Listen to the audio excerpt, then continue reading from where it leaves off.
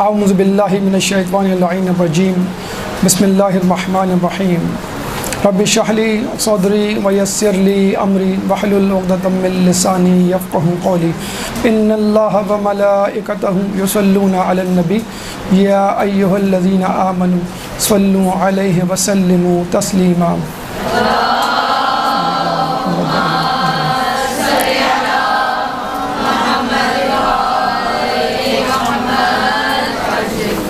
سب سے پہلے تو آپ تمام لوگوں کو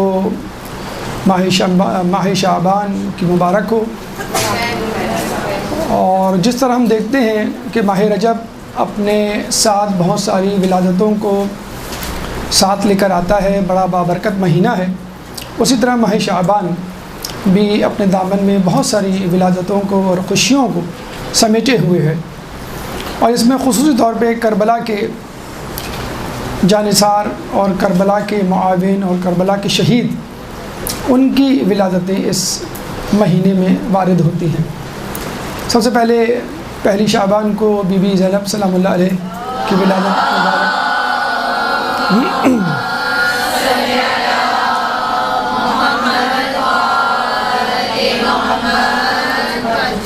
اس کے بعد 3 شعبان کو امام حسین مظلوم علیہ السلام کی ولادت۔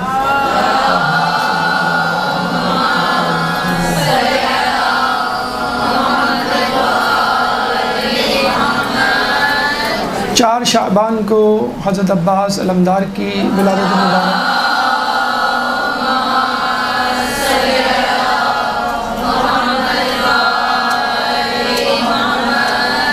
7 شعبان کو جناب قاسم علیہ السلام کی ولادت۔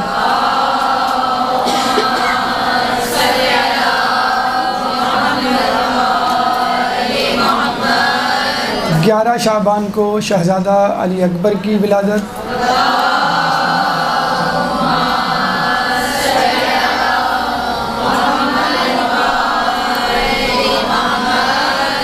اور اس کے بعد سب سے اہم ولادت امام زمانہ عجل اللہ تعالی فرجہ۔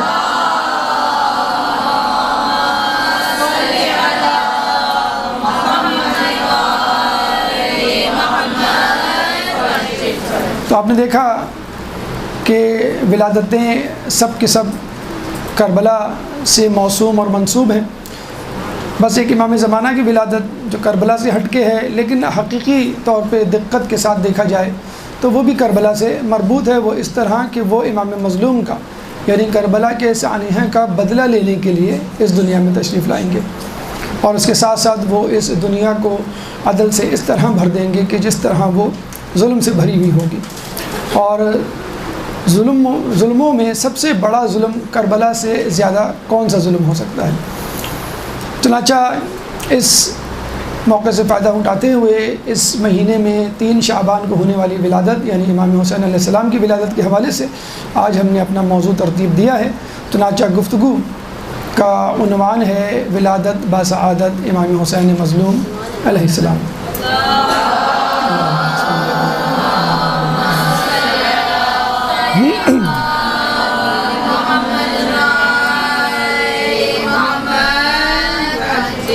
اللہ تعالیٰ نے انسانیت کی بقا اور ارتقاء کے لیے انبیاء اکرام اور مرسلین کا سلسلہ جاری کیا، اور اس کی اہمیت کا اندازہ آپ اس بات سے لگا سکتے ہیں کہ اللہ نے پہلے نبی بھیجا، پھر انسان کو پیدا کیا، اس کے بعد کتابیں نازل کی، اور پھر شریعتیں متعین کی، اور یہ سب کچھ اس لیے کیا کہ انسانیت گمراہ نہ ہو جائے۔ پھر ہم دیکھتے ہیں کہ انبیاء کا انکار کیا گیا، رسولوں کو رسوا کرنے کی کوشش کی گئی، اولیاء اللہ کو لعن طعن کا نشانہ بنایا گیا، اوصیاء انبیاء کی عصمت پر تہمت لگائی گئی، اور صدیقین کو جھٹلایا گیا۔ لیکن اس کے باوجود اللہ تعالیٰ نے اپنے انبیاء اور مرسلین کا سلسلہ منقطع نہیں کیا، یعنی اللہ کو یہ تو گوارا ہے کہ آدم علیہ السلام جنت سے نکالے جائیں، اللہ کو یہ بھی گوارا ہے کہ ابراہیم علیہ السلام آتش نمرود میں پھینکے جائیں، اللہ نے یہ بھی گوارا کر لیا کہ نوح علیہ السلام کی کشتی طوفانوں میں گر جائے، پھر اس کے بعد اللہ نے یہ بھی گوارا کیا کہ موسیٰ علیہ السلام دریائے نیل کے سامنے حیران و پریشان اور ششدر کھڑے رہیں، اور اس کے بعد عیسیٰ علیہ السلام کا مصلوب ہونا بھی گوارا کیا، لیکن اللہ تعالیٰ نے یہ گوارا نہیں کیا کہ ہادیان الہی کے سلسلے کو منقطع کیا جائے۔ یہ الگ بات کہ انبیاء و مرسلین پر آنے والی آزمائشوں کے تحت ان کے حفظ و مراتب طے کیے گئے۔ چنانچہ ہم دیکھتے ہیں کہ اللہ تعالیٰ نے کسی کو کلیم اللہ کہا، کسی کو خلیل اللہ کہا، کسی کو مسیح کہا، اور کبھی چند رسولوں کو ایک دائرے میں محدود کر اولو العزم پیغمبر کا لقب عطا فرمایا، اور پھر اسی میں سے ایک نبی کو افضل و اعلیٰ تمام انبیاء تمام مخلوقات پر مقدم کیا، اور اس کو رحمت للعالمین احمد مصطفیٰ محمد مصطفیٰ صلی اللہ علیہ وسلم۔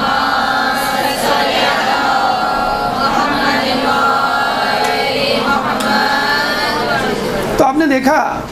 کہ نبی اپنی تمام تر عصمتوں کے باوجود تمام انبیاء رسول جیسے نہیں ہو سکتے، تو ہم جیسے غیر معصوم رسول جیسے کیسے ہو سکتے؟ اس کے بعد ہم دیکھتے ہیں کہ انبیاء کی ترسیل، رسولوں کی آمد و رفت کی وجہ سے اقوام دو حصوں میں تقسیم ہو گئی، ایک معتقدین ہادیان الہی اور ایک منحرفین ہادیان الہی۔ ایک گروہ وہ جو اللہ کے بھیجے ہوئے پیغمبروں کی تصدیق کرتا، اتباع کرتا، اور دوسرا گروہ وہ جو منحرف ہوتا اور گمراہ ہوتا۔ پھر لوگوں نے اللہ کی طرف سے بھیجے گئے ہادیان کے مختلف القاب تجویز کیے اور ان سے ان کو پکارا، کسی کو نبی کہا، کسی کو رسول کہا، کسی کو وصی کہا، کسی کو ولی کہا، کسی کو خلیفۃ اللہ کہا۔ اسی طرح منحرفین نے اور انبیاء کے منکرین نے اپنے رہنماؤں کے لیے الگ نام تجویز کیے، کسی کو بادشاہ، کسی کو شہنشاہ، کسی کو حکمراں، کسی کو عیار، کسی کو مکار، کسی کو بدماش، کسی کو اوباش، اس طرح مختلف ناموں سے ان کو ملقب کیا۔ پھر اس کے بعد ہم نے دیکھا کہ مختلف مذہب و ملت، رنگ و نسل اور سرحدوں پر مشتمل لوگوں نے اپنے طور پر اپنے رہنماؤں کے نام رکھے۔ مثلا ہندوؤں میں ہم نے پنڈت، گرو، سادھو جیسے نام دیکھے رہنماؤں میں، عیسائیوں میں راہب اور پادری جیسے القابات سے واسطہ پڑا۔ پھر عام عوام میں جن کا مذہب سے تعلق نہیں تھا، انہوں نے بھی اپنے رہنماؤں کے مختلف نام تجویز کیے۔ مثلا کسی نے ڈکٹیٹر کا نام تجویز کیا، کسی نے جو ہے وہ بادشاہ کا لقب، کسی نے ڈان، کسی نے کپتان، کسی نے سلطان، وغیرہ وغیرہ۔ لیکن ایک لقب جو رہنماؤں میں ہمیشہ مشترکہ اور ہمیشہ معروف رہا ہے، یونانیمسلی غیر متنازع رہا ہے، ہر مذہب و ملت و وطن اور مکتب فکر سے تعلق رکھنے والے لوگوں کے لیے، اور وہ لقب ہے شہید۔ یعنی جو شخص اپنے مشن، اپنے نظریات کے لیے اپنی جان پیش کر دے، وہ شہید ہے، بشرط یہ کہ وہ کسی جرم کی وجہ سے نہ مارا جائے، یعنی اس نے کسی کا مال چرایا ہو، کسی کو قتل کیا ہو، یا کوئی اور وجہ۔ چنانچہ ہم یہ دیکھتے ہیں کہ شہید کا لقب اس کو دیا جاتا ہے جو نیکوکار ہو، چاہے وہ گروہ خود بے دین ہو، خود خدا کو نہ مانتا ہو، لیکن اپنے نظریات کے لیے جان دینے والے کو ہر شخص، ہر مکتبہ فکر، ہر گروہ پسند کرتا ہے۔ تو ہم نے دیکھا شہید کا لفظ اسلام میں بھی ہے، شہید کا لفظ عیسائیوں میں بھی ہے، یہودیوں میں بھی ہے، ہندوؤں میں بھی ہے، اور ایتھیسٹ جو خدا کو نہیں مانتے ان لوگوں میں بھی ہے۔ تو جب لفظ شہید یا شہید رہنما انسان کے لیے غیر متنازع طور پر مشہور و معروف اور مقبول لقب ہو سکتا ہے، تو سید الشہداء بدرجہ اولا مشہور و معروف اور مقبول ہو سکتا ہے۔ جب ہم دیکھتے ہیں کہ جب علی کا نام آتا ہے تو امت مسلمہ پارا پارا ہو جاتی ہے، فرقوں میں بٹ جاتی ہے، اور جب حسین کا نام آتا ہے تو یہی پارا پارا امت مسلمہ متحد ہو کر حسین کو پیار کرنے لگتی ہے، اور حسین کا پیار، حسین کی محبت فقط امت مسلمہ تک محدود نہیں۔ آپ جب عیسائیوں کے پاس جاتے ہیں تو دیکھتے ہیں کہ عیسائی راہب اپنی اولاد کے لیے امام حسین کی چوکھٹ پہ سر جھکاتا ہے۔ جب یہودیوں کو دیکھتے ہیں تو پتہ چلتا ہے کہ وہ حسین کے سر اقدس کو ایک رات اپنے گھر میں رکھنے کے لیے ہزاروں دینار خرچ کر دیتا ہے۔ اور جب ہندوؤں کی طرف نظر کرتے ہیں تو ہندو اپنی تمام تر ذات پات میں تقسیم بندی کے باوجود حسینی برہمن کہلانے میں فخر محسوس کرتے ہیں۔ انسان کو بیدار تو ہو لینے دو، ہر قوم پکارے گی ہمارے ہیں حسین۔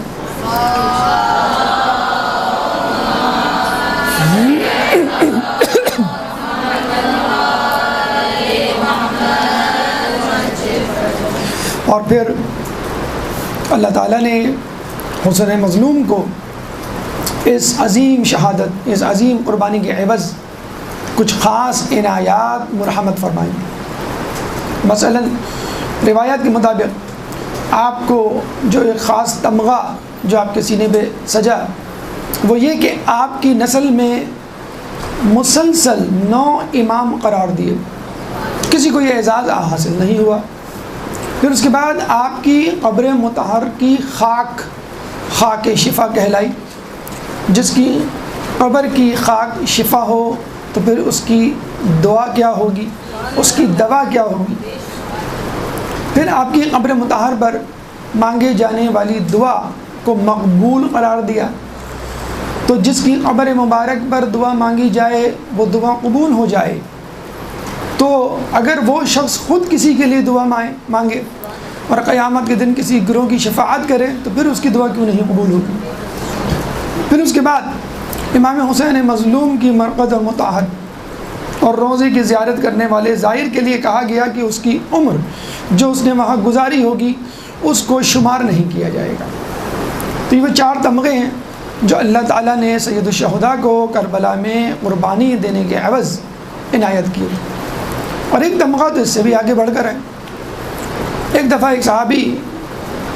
ابی کعب رضی اللہ تعالیٰ عنہ رسول اللہ کی خدمت میں بیٹھے ہوئے تھے، اتنے میں حسین جو ابھی بچپن کی عمر میں تھے اندر داخل ہوتے ہیں۔ رسول اللہ بے ساختہ کہتے ہیں، مرحبا بکا یا ابا عبداللہ یا زین السماوات والارض، مرحبا اے ابا عبداللہ یا زین السماوات والارض، اے آسمانوں اور زمینوں کی زینت۔ ابھی کعب جب یہ سنتے ہیں تو بہت حیران ہوتے ہیں، رسول اللہ سے پوچھتے ہیں کیا آپ کے سوا بھی کوئی ہے جو زمین و آسمان کی زینت ہو؟ رسول فرماتے ہیں ان الحسین ابن علی فی السماء اکبر منہ فی الارضین،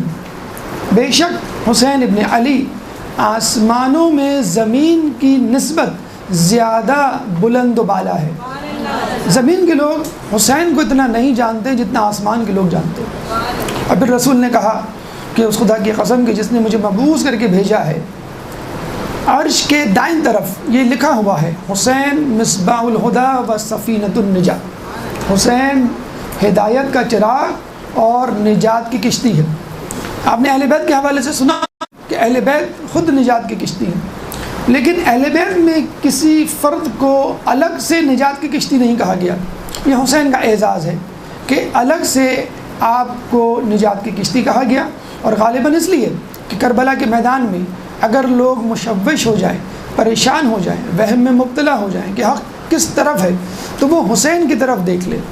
بس حسین جہاں ہوں گے وہیں پہ نجات کی کشتی ہوگی، وہی چراغ ہدایت کا چراغ ہوگا۔ ایک درود پڑھ دے محمد والے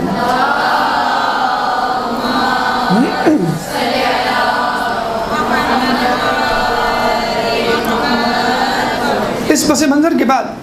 آپ کے اذہان کو ان کی ہموار سطح کو جشن ولادت امام حسین کی طرف راغب کرنے کے لیے ولادت سے پہلے کے واقعات یا ولادت سے پہلے امام حسین مظلوم کی منزلت اور مرتبہ اور مقام کیا ہے اس کا تھوڑا سا بس یہ منظر آپ کے سامنے پیش کرنا چاہیں گے قبل از ولادت۔ ایک دفعہ عبداللہ بن مسعود انصاری رضی اللہ تعالیٰ عنہ رسول اللہ کے پاس بیٹھے ہوتے ہیں اور کہتے ہیں ارن الحق حتی اتبعہ، اے اللہ کے رسول مجھے حق دکھلا دیجئے تاکہ میں اس کی اتباع کروں۔ رسول نے سامنے والے کمرے کی طرف اشارہ کیا اور کہا کہ تم اس کمرے میں چلے جاؤ، یعنی گویا وہ کہنا چاہ رہے ہوں کہ حق اس کمرے میں ہے۔ جب آپ اندر داخل ہوتے ہیں تو پتہ چلتا ہے وہاں امیر المومنین نماز پڑھ رہے ہیں۔ نماز پڑھنے کے بعد وہ اپنے ہاتھوں کو بلند کرتے ہیں دعا کے لیے اور کہتے ہیں کہ اللہ تجھے محمد کا واسطہ میرے خطا کار شیعوں کو بخش دے۔ جب یہ سن کے عبداللہ بن مسعود باہر نکلتے ہیں تو دیکھتے ہیں کہ رسول اللہ اپنی جگہ پر کھڑے ہوئے نماز پڑھ رہے ہیں، اور نماز پڑھنے کے بعد اپنے ہاتھوں کو بلند کرتے ہیں اور کہتے ہیں اے اللہ تجھے علی کا واسطہ میری گناہ گار امت کو بخش دے۔ اب یہ سن کر عبداللہ بن مسعود بے ہوش ہو جاتے ہیں، رسول ان کو ہوش میں لاتے ہیں۔ کفرن بعد الایمان،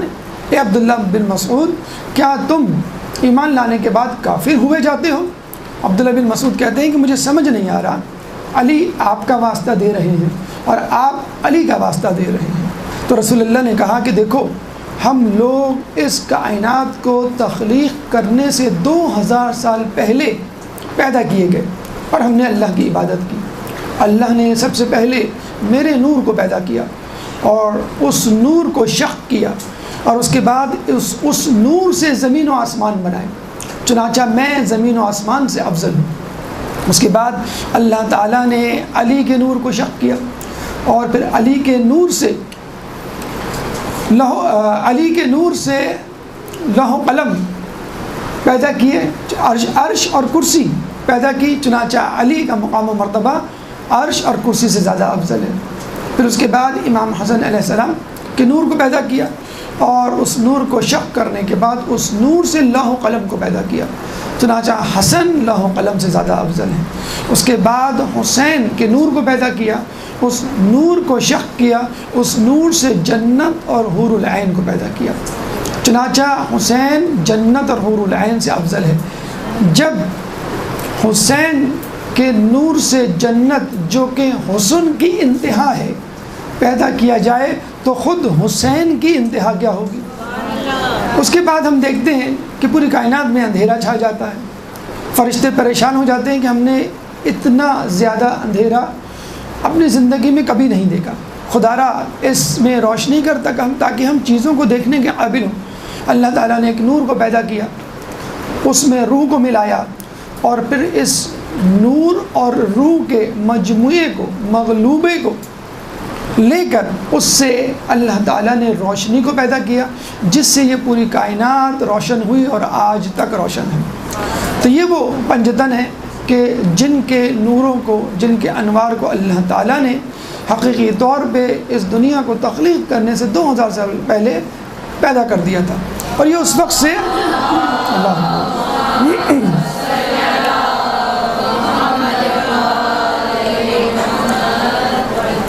اللہ تعالیٰ کی تسبیح اور تقدیس میں مصروف ہے جب اللہ تعالیٰ کی عبادت کا کوئی نام و نشان نہیں تھا۔ تو آپ کو اندازہ ہو جانا چاہیے کہ حسین کی پیدائش، حسین کی ولادت پہ تذکرہ تو بہت دور کی بات، ہمیں یہ دیکھنا چاہیے کہ کیا کیا چیزیں حسین سے پیدا ہوئیں، کیونکہ حسین سے پیدا ہونے والی چیز جنت، اور جنت میں موجود نعمتیں ہوں تو خود حسین کا مرتبہ مقام کیا ہوگا۔ جنت جو ایک عام مومن کے لیے منزل ہے، اور وہ منزل خود حسین سے پیدا شدہ ہو۔ اس کے بعد ہم قرآن کی طرف چلتے ہیں اور یہ دیکھتے ہیں کہ قرآن امام حسین مظلوم کی کس طرح تسبیح، تقدیس اور تعریف کرتا ہوا نظر آتا ہے۔ سورہ احقاف آیت نمبر 15، سورہ احقاف قرآن کا 46واں سورہ ہے، چیپٹر 46 ورس نمبر 15۔ اللہ تعالیٰ فرماتا ہے وَوَصَّيْنَا الْإِنسَانَ بِوَالِدَيْهِ إِحْسَانًا وَحَمَلَتْهُ أُمُّهُ كُرْهًا وَوَضَعَتْهُ كُرْهًا وَحَمْلُهُ وَفِصَالُهُ 30 شهرًا حَتَّى إِذَا بَلَغَ أَشُدَّهُ وَبَلَغَ 40 سَنَةً قَالَ رَبِّ أَوْزِعْنِي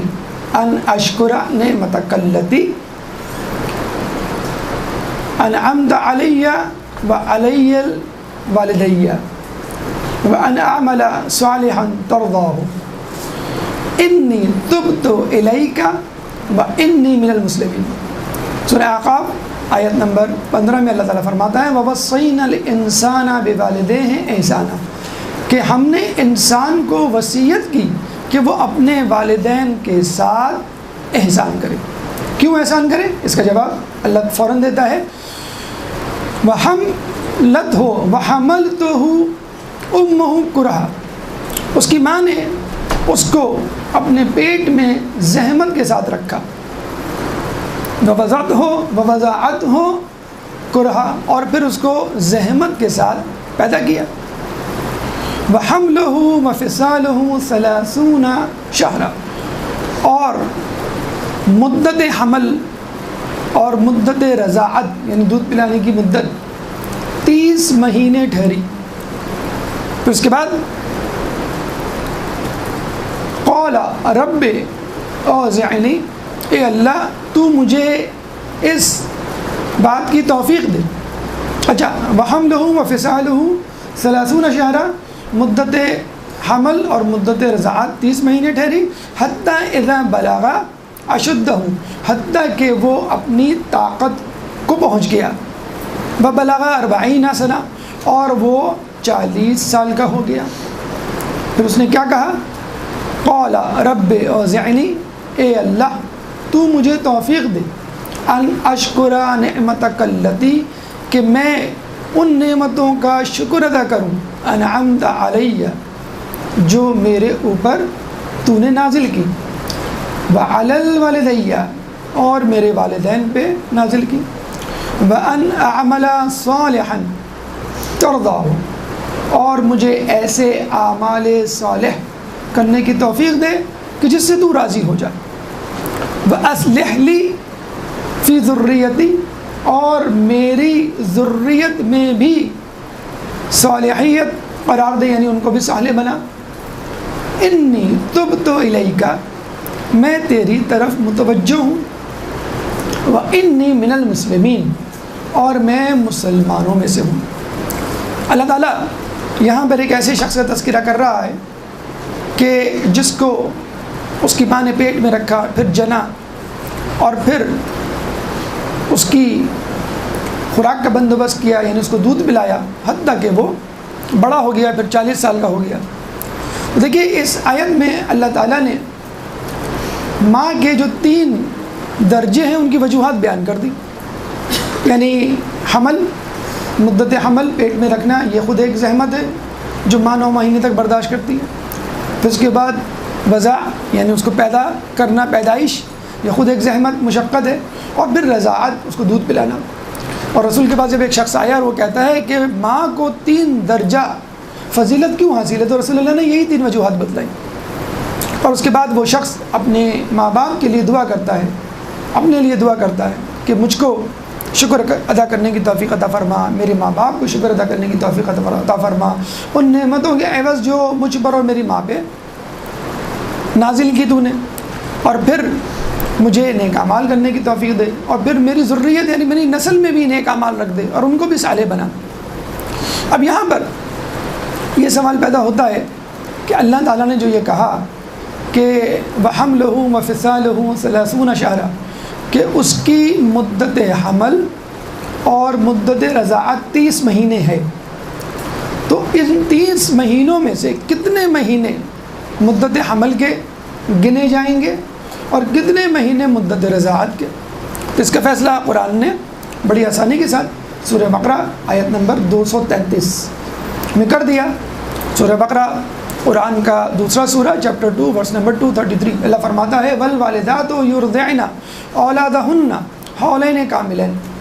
اور والدین اپنے بچوں کو 2 سال کامل دودھ پلائیں۔ تو جب اللہ نے 2 سال کامل کہہ دیا تو اس کا مطلب ہے 24 مہینے مدت رضاعت متعین ہو گئی۔ اب 30 مہینے میں سے 24 مہینے نکال دیں، 6 مہینے رہ جاتے ہیں۔ ویسے تو 9 مہینے مدت حمل ہوتی ہے، ورنہ کم سے کم جو مدت حمل ہے وہ 6 مہینے۔ علماء اعلام نے جب تحقیق کی تو پتہ چلا کہ تاریخ انبیاء میں 2 نبی ایسے گزرے ہیں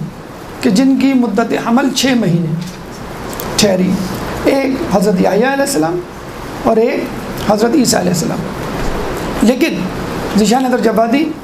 اس معاملے میں ایک تحقیق سامنے لاتے ہیں اور یہ کہتے ہیں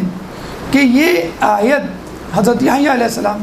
اور حضرت عیسیٰ علیہ السلام پر جزوی طور پہ تو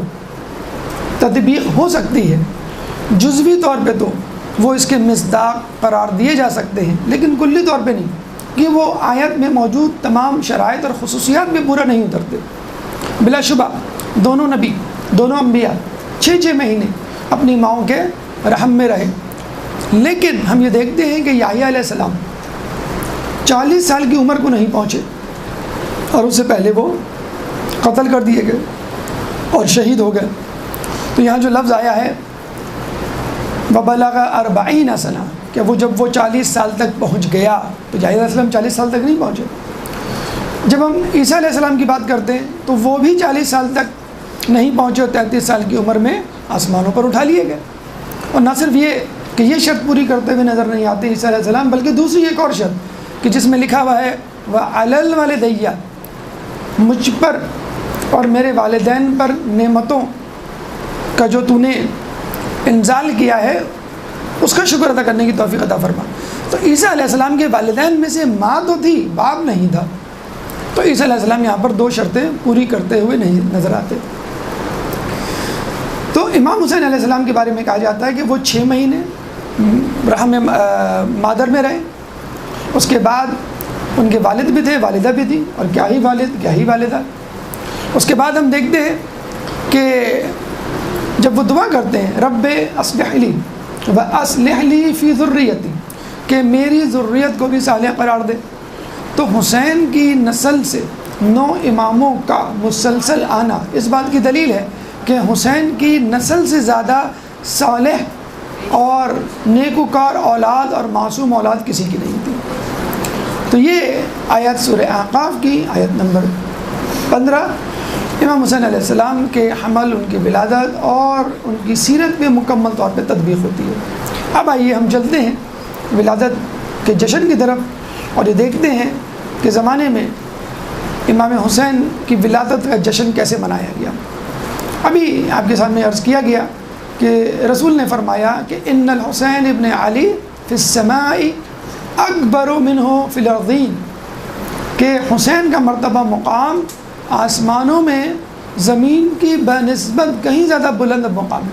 اور واقعی ہم یہ دیکھتے ہیں کہ آپ کی ولادت کا جشن آسمانوں پر زیادہ بہترین طریقے سے اور جسے کہتے ہیں کہ پرجوش طریقے سے منایا گیا بنسبت زمین کے۔ اللہ تعالیٰ اس سلسلے میں 4 قسم کے فرشتوں کو متحرک کرتا ہے اور ان پر حکم جاری کرتا ہے۔ پہلے قسم کے فرشتے وہ جن کو ہم مسئول فرشتے کہہ سکتے ہیں، یعنی وہ فرشتے جن کے اوپر کچھ ذمہ داریاں ہیں، جنت، دوزخی اور دیگر۔ پھر اس کے بعد دوسرے قسم کے فرشتے مقرب فرشتے، یعنی جو اللہ سے قریب ہیں اور تمام فرشتوں سے افضل ہیں، جیسے جبرائیل علیہ السلام ہیں، اسرافیل علیہ السلام ہیں، میکائیل علیہ السلام ہیں۔ پھر اس کے بعد تیسرے قسم کے فرشتے معتوب فرشتے، کہ اللہ تعالیٰ نے ان کو سزا دی تھی ترک اولا یا خطا یا لغزش کی بنیاد پر، اور انہوں نے اس جشن سے، اس ولادت سے کیسے استفادہ کیا، اس کا تذکرہ ابھی آپ کے سامنے آئے گا۔ پھر اس کے بعد متفرق یا مؤخر فرشتے جو حسین علیہ السلام کی ولادت کے بعد اس دنیا میں تشریف لائے۔ سب سے پہلے اللہ تعالیٰ مسئول فرشتوں کو حکم دیتا ہے، اور مسئول فرشتے میں سب سے پہلے جنت کے فرشتے، جنت کے داروغہ، جنت کا محافظ فرشتہ جس کا نام رضوان ہے،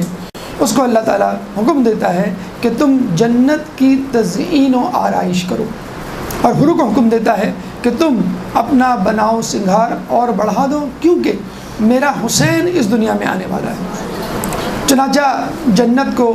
جو پہلے ہی سے خوبصورت، پہلے ہی سے دیدہ زیب، پہلے ہی سے مسحور کن ہوتی ہے، اس میں مزید خوبصورتی، مزید تزئین و آرائش کا اضافہ کیا جاتا ہے۔ پھر اس کے بعد اللہ تعالیٰ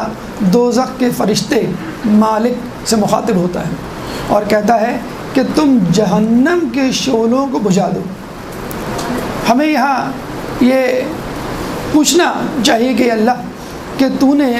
جنت کی تزئین و آرائش کا حکم دیا جو پہلے سے موجود تھی، تو جہنم کے شعلوں کی آنچ کو کم کر دیتا، مطلقاً بجھانا۔ اس کا مطلب ہے کہ اللہ تعالیٰ نہیں چاہتا تھا کہ حسین کی ولادت کے وقت جہنم کے شعلے بلند ہوں یا جہنم کا تذکرہ ہو۔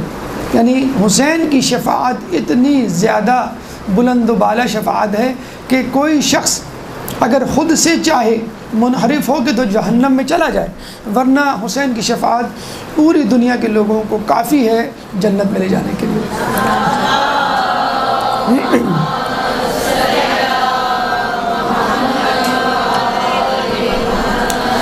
یہ وہ جہنم ہے کہ جس کے شعلوں کو 1000 سال تک دہکایا گیا تو اس کے شعلے سفید ہوئے،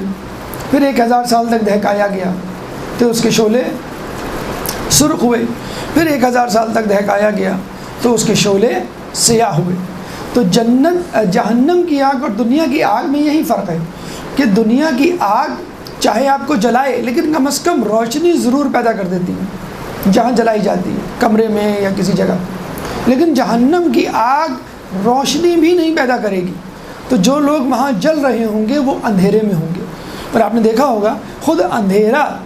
اگر کوئی اور تکلیف نہ ہو تو انسان کے لیے وحشت پیدا کر دیتا ہے۔ بالکل اسی طرح جس طرح پنجتن میں سے 4 کو پیدا کرنے کے بعد اللہ نے اس کائنات میں اندھیرا پھیلا دیا، اور پھر بعد میں بی بی کا نور پیدا ہوا، اس سے جو روشنی پیدا ہوئی اس سے پوری کائنات نظر آنے لگی۔ چنانچہ جہنم اور جنت کے داروغہ کو باری باری کہہ دیا گیا کہ تمہیں حسین کی ولادت کی تیاری کرنی ہے، جنت کو سجانا ہے اور جہنم کو بجھانا ہے۔ پھر اس کے بعد اللہ جنت کی سب سے خوبصورت حور جو جنت کے سب سے بلند و بالا محل میں رہتی ہے اس کو حکم دیا۔ کیا حکم دیا؟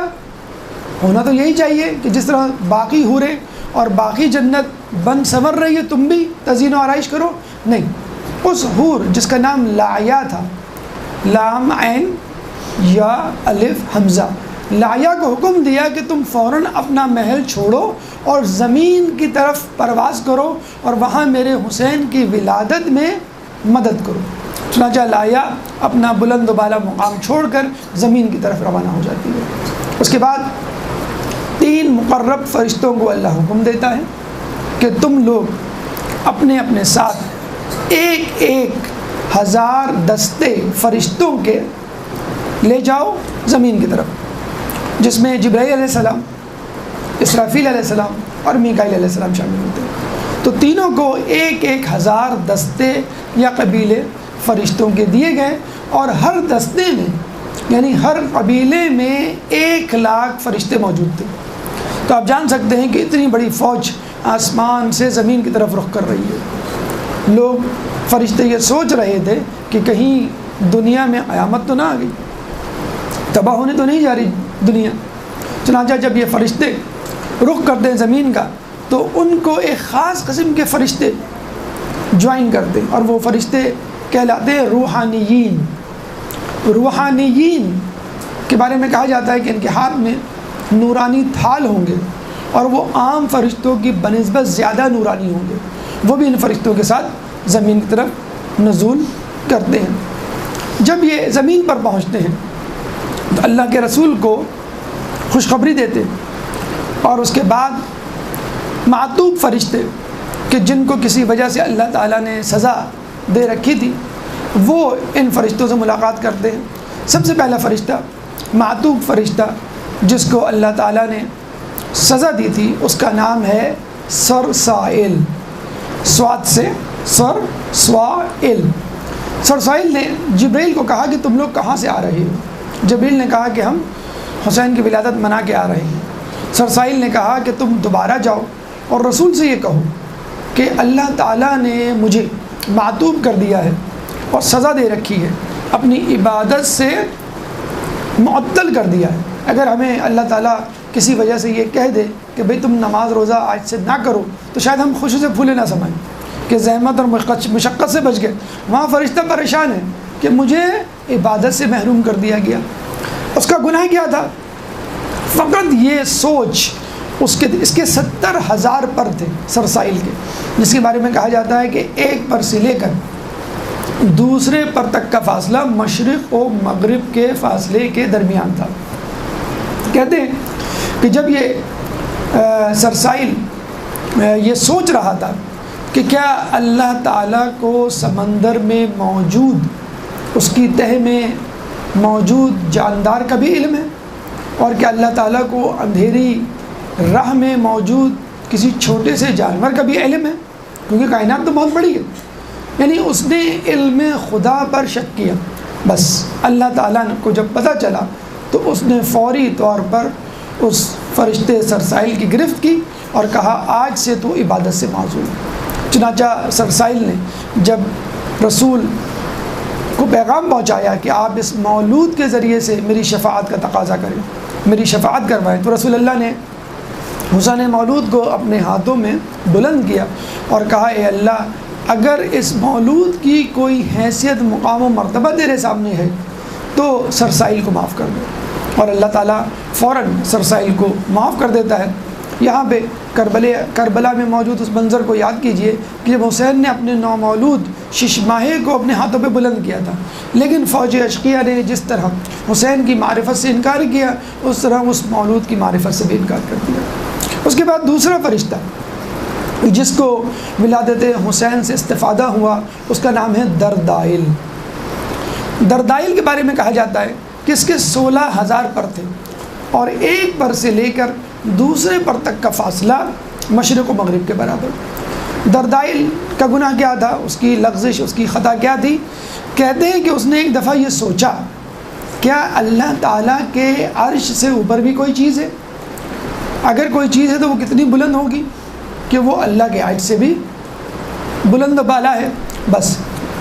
جب اللہ تعالیٰ نے دردائل کے ذہن میں آنے والے اس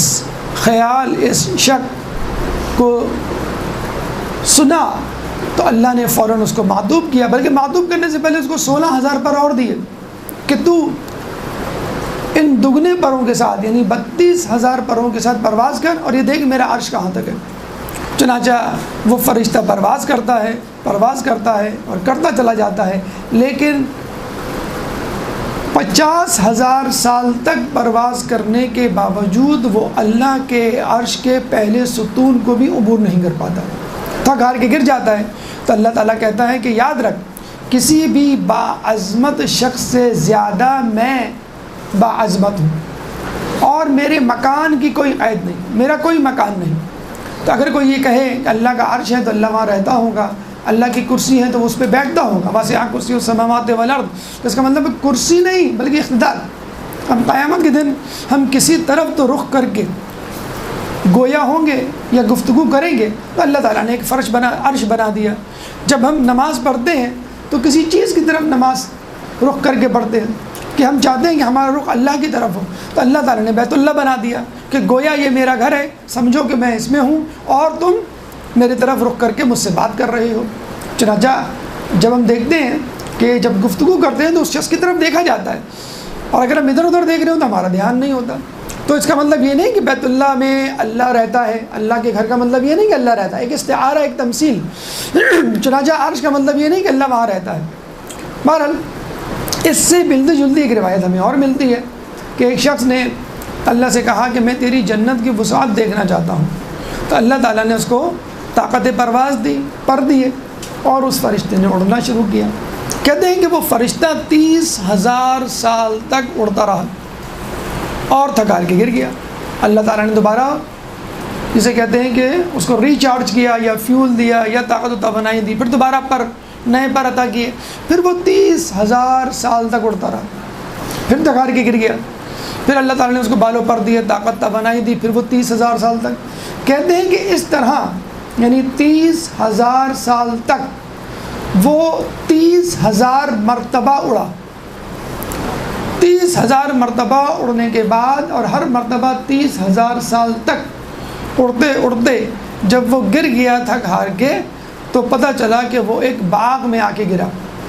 اس کی آنکھ کھلی تو دیکھا باغ کے ساتھ ایک محل کی دیوار میں ایک کھڑکی، کھڑکی کھلتی ہے، ایک حور اپنا چہرہ باہر نکالتی ہے اور کہتی ہے تو نے تو اب تک فقط میرا ایک صحن پار نہیں کیا، فقط ایک حور کا ایک صحن وہ فرشتہ نہیں پار کر پایا، تو عرش کی وسعت کیا ہوگی۔ اور یہاں یہ بھی جان لیجئے کہ عرش اگر اتنا وسیع ہے، اتنا پرعظمت ہے، تو جس چیز سے عرش کی تخلیق ہوئی ہوگی وہ کتنا پرعظمت ہوگا، یعنی مولا کائنات حضرت علی ابن ابی طالب۔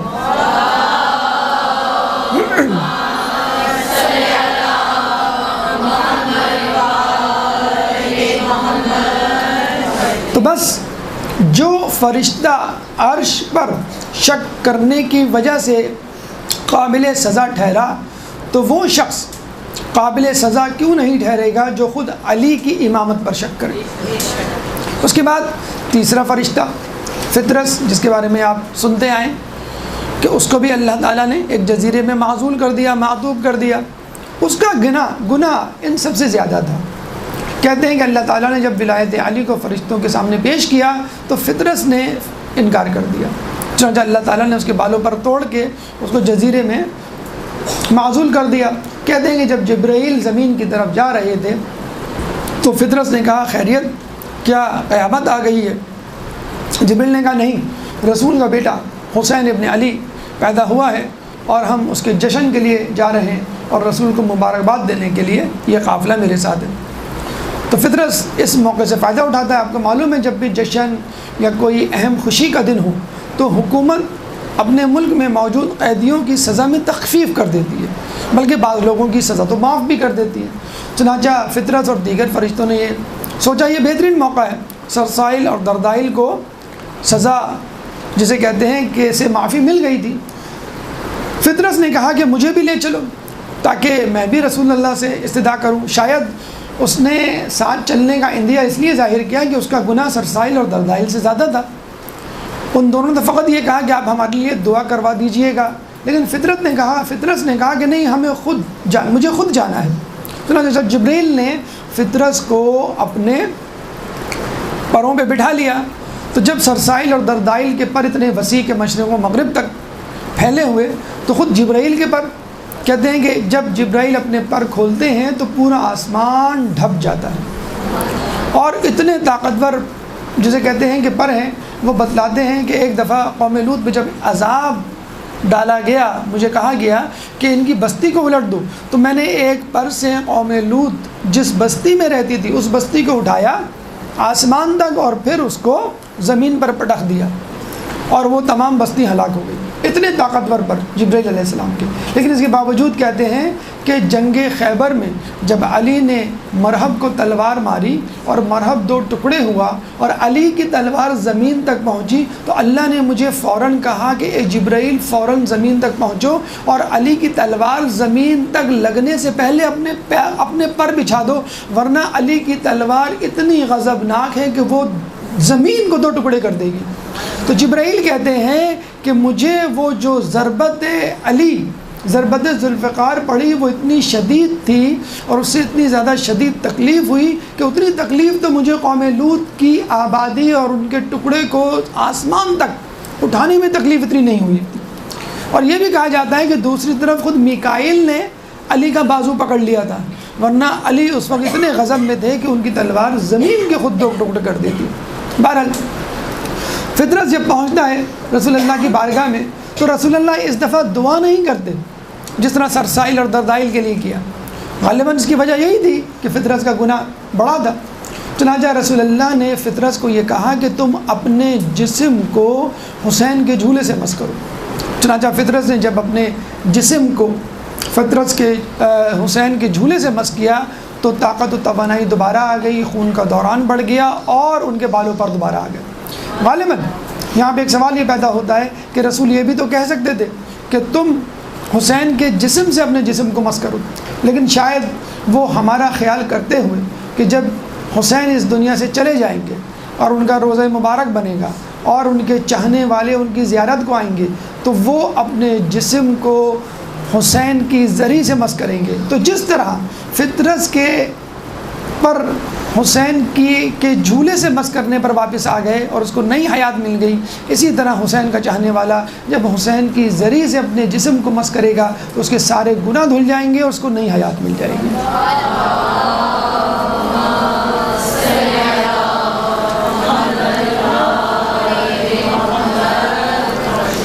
اچھا، یہاں پر فرشتوں کی، ان کے پروں کی بات سن کر نوجوان نسل یا سائنس کے اسٹوڈنٹ یہ کہہ سکتے ہیں کہ بھئی یہ تو کمپیوٹر ایج ہے، ایروپلین کی جو ہے دنیا ہے، کمپیوٹر دور ہے، اور آپ ہمیں بات بتلا رہے ہیں 14 سال پہلے کی، فرشتوں کی، پرندوں کی۔ اب تو بلٹ ٹرین آ گئی ہیں جو کہ ایروپلین سے زیادہ اسپیڈ رکھتی ہیں۔ تو مجھے بتائیے، سائنسدانوں نے یہ جو ایروپلین ایجاد کیے ہیں، ہوائی جہاز بنائے ہیں، کس کو دیکھ کر؟ اللہ کی مخلوق پرندوں کو دیکھ کر، کہ جس طرح پرندے پرواز کرتے ہیں اور جو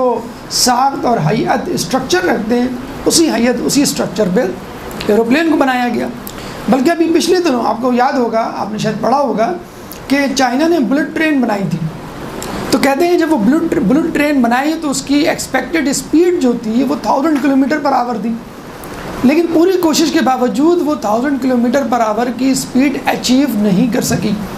کیونکہ ریزسٹنس آف ایئر اتنی زیادہ تھی آگے سے۔ چنانچہ انہوں نے سائنسدانوں کو ٹاسک دیا کہ بھئی آپ سوچیں اور پتہ چلائیں کہ فالٹ کیا ہے اور ہم اس کو کیسے اوور کم کریں، اور ایئر ریزسٹنس کو کیسے کم کریں، اور اس کی اسپیڈ کو کیسے امپروو کریں۔ تو ایک سائنسدان نے ریسرچ کرنے کے بعد یہ کہا کہ اگر ہم اس کا فرنٹ پورشن بلنٹ کی بجائے شارپ بنا دیں، جیسے پینسل کی نوک، جیسے پرندے کی چونچ، تو اس نے باقاعدہ کوشر نامی برڈ کا حوالہ دیا اور یہ کہا کہ یہ کوشر نامی برڈ جب پانی میں ڈبکی لگاتا ہے تو پانی کی لہریں ایک دم سے ہٹ جاتی ہیں، کیونکہ اس کا جو ایج ہوتا ہے، پوائنٹڈ بیک، وہ اتنا شارپ ہوتا ہے کہ اس کا سرفیس ایریا کم ہونے کی وجہ سے وہ فوراً پینیٹریٹ کر جاتا ہے پانی میں۔ تو اگر آپ بلٹ ٹرین کو بلنٹ کی بجائے شارپ بنائیں گے تو بلٹ ٹرین کا ہوا میں پینیٹریٹ کرنا زیادہ آسان ہوگا، اس کا سرفیس ایریا کم ہوگا، ایئر ریزسٹنس کم ہوگی۔ چنانچہ انہوں نے اس طرز پر بلٹ ٹرین دوبارہ بنائی اور اس کا اس دفعہ فرنٹ پورشن کوشر برڈ نامی چونچ جس کی ہوتی ہے اس کی طرز پہ رکھا اور بلٹ ٹرین وہ کامیاب ہو گئی۔ تو آپ کا ایروپلین ہو، آپ کی بلٹ ٹرین ہو، وہ اللہ تعالیٰ کی پیدا کردہ مخلوق ہی سے آئیڈیا لے کر، مستعار لے کر اپنی ایجادات اور دریافت کو ترتیب دیا جاتا ہے۔ تو اللہ تعالیٰ کی ایجادات، اللہ تعالیٰ کی مخلوقات پہ غور کیجئے، یہی غور فکر آپ کو نئی نئی دریافتوں اور نئی نئی ایجادات کی طرف لے کے جائے گا۔ ایک درود پڑھ دے محمد علیہ وسلم۔